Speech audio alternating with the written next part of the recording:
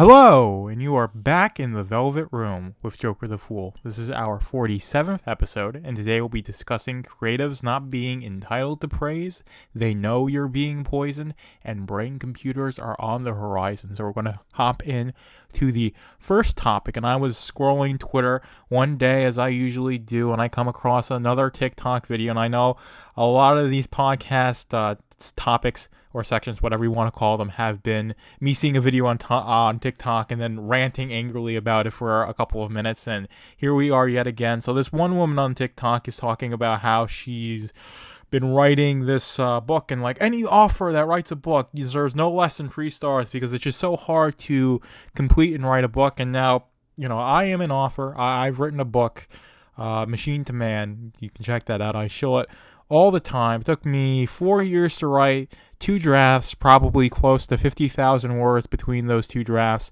to get the book out. And you are within your right to buy the book, read it, and say it's the worst book you've ever read. And you can tell me that.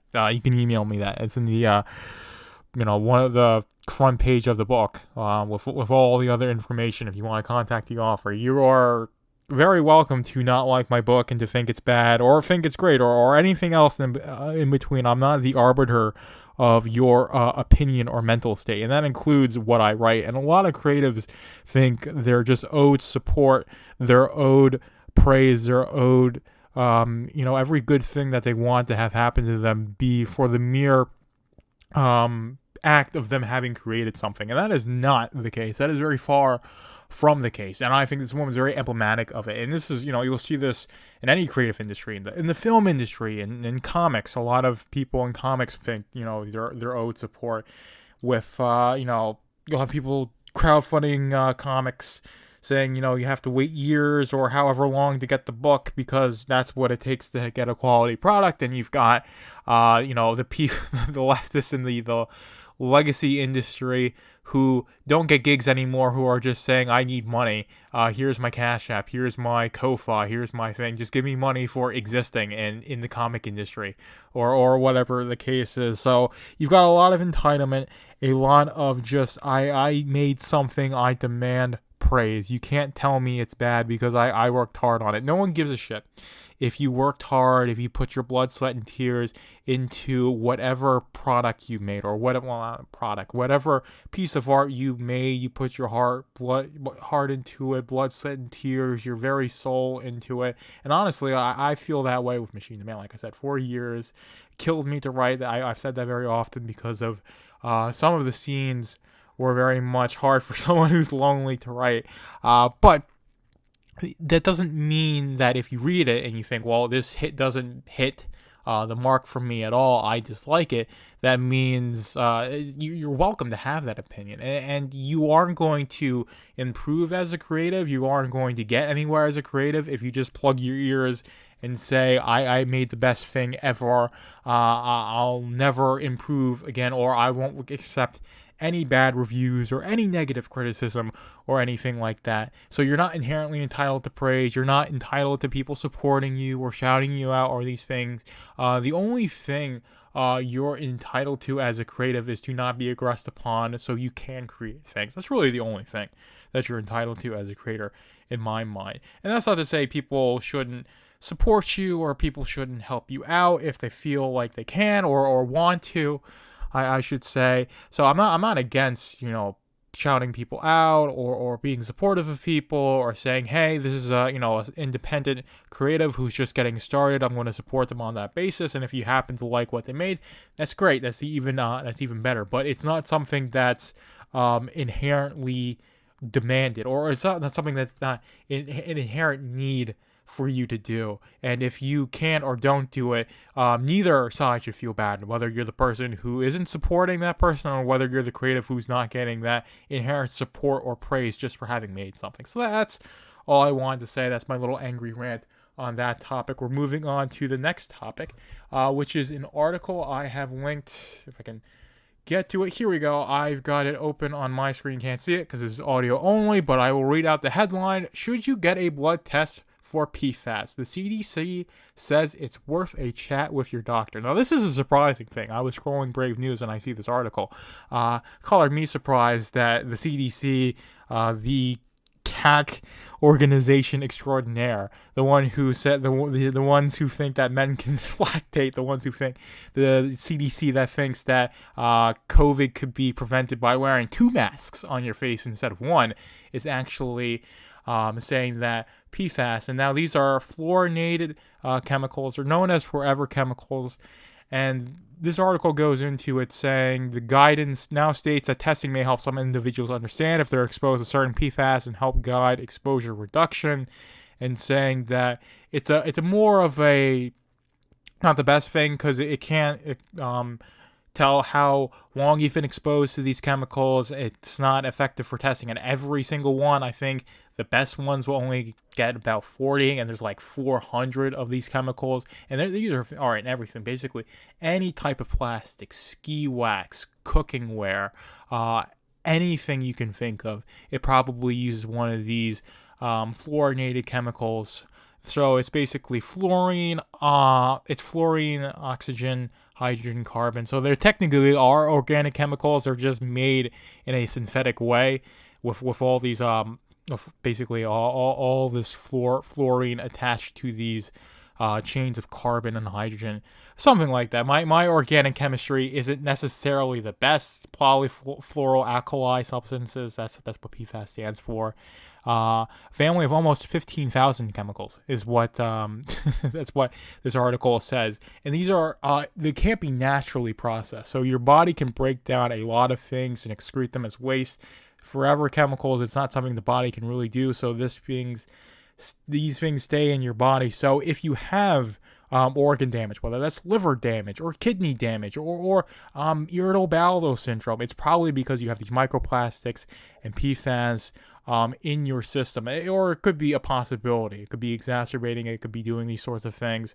So the CDC is saying you should test these things, and you should reduce your exposure. That's the message that's being sent out by the official channels, which is honestly a good thing. And if you are concerned about PFAS, I've talked a lot about how broken the food supply is, and that applies, to this as well, in terms of just how toxic our environment has become because of the heavy industry that we've been engaging in since the mid-20th century, making all these petroleum-based products and these PFAS. So you want to not eat out of plastic or drink out of plastic whenever you can. You don't want to be around any plastic that's being heated, because that's what will release PFAS and BPA and xenoestrogens and all these things. And you also want to make sure you're filtering your water. Get an organic mattress if you can. Don't use like laundry detergents or anything like that are like, the typical ones. You can use something like vinegar or things like that help. So there's a lot of things you can do, but the biggest things is just don't eat or drink out of plastic, and don't be around plastic that's being heated. So don't use glass Tupperware to store your food and microwave your food in that instead of plastic Tupperware. That's going to help you out a lot. And just, use as little plastic in your life as possible. Now, is that a possibility living in, the modern West? Not really, but you can reduce these things and make it better. And also with cookware, use cast iron or carbon steel as well, because anything else is going to have Teflon or some other PFAS, and it's going to get right into your food, right into your gut, and it's going to be disruptive to your gut health. And your gut health is where the entire health of your body, that's the foundation of your health. So you want to have good gut health, and that means you don't want to introduce anything that's going to be toxic or harsh to your gut microbiome. PFAS certainly will be. So that's what I wanted to talk about there. You can check out the article, read through the whole thing, do your own research. I highly encourage you to do that, but I want you to be aware that the CDC says that PFAS are bad for you. They're poisoning you basically everywhere, and they're aware of that. And now we're going into the last topic, and this is an interesting one. So Neuralink has its first human recipient. Elon Musk confirmed this, I believe yesterday, day before. I'm recording this on Tuesday, but it's very recent. Recovering well, apparently. Good neuron spike activity. That's what's been reported. So we don't know much, But basically, I don't know much about the patient, but it was either someone with ALS or a spinal cord injury, leaving them a quadriplegic. It's basically as close you can be to a complete freaking vegetable without being in a coma. These are the first group of people who are getting Neuralink. And then everyone else will have to wait until they iron out all the major life-threatening kinks in that group of people. And then they'll go on to people who are slightly less disabled, and then go on to the general population. And then we'll see how it'll trickle out.